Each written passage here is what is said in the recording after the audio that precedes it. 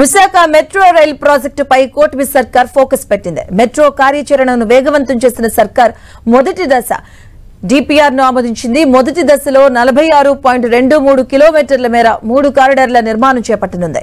Visakha steel plant నుంచి కొమ్మాది వరకు 34.4 కిలోమీటర్ల మేర 1వ కారిడార్ గా డిపిఆర్ లో ప్రభుత్వం పేర్కొంది.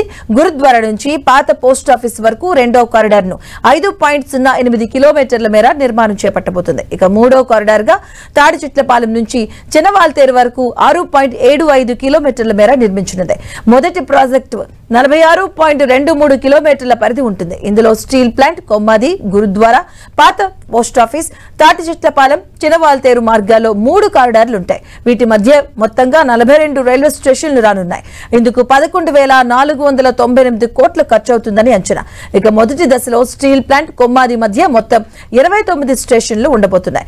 మొదటి కారిడార్లో steel plant, Vadlapudi, Srinagar, Chinagantyada, Gajuwaka, Autonagar, BHP, అలాగే షీలానగర్, విమానాశ్రయం, కాకాని నగర్, ఎన్డీఏ, అలాగే మాధవరద, మురళీనగర్, ప్రభుత్వ polytechnic, Kancharapalem, Thatichetlapalem, Akkayyapalem, Gurudwara, Maddilapalem, MVP colony, Venkojipalem, Hanumanthuvaka, Adarsh Nagar, zoo park, Endada, cricket stadium, Shilparamam, Madhurawada, Kommadi ఉండనున్నాయి. కారిడార్ 2లో గురుద్వారా, పాత పోస్టాఫీస్ మధ్య 5.08 కిలోమీటర్ల మేర మెట్రో నిర్మించనున్నారు.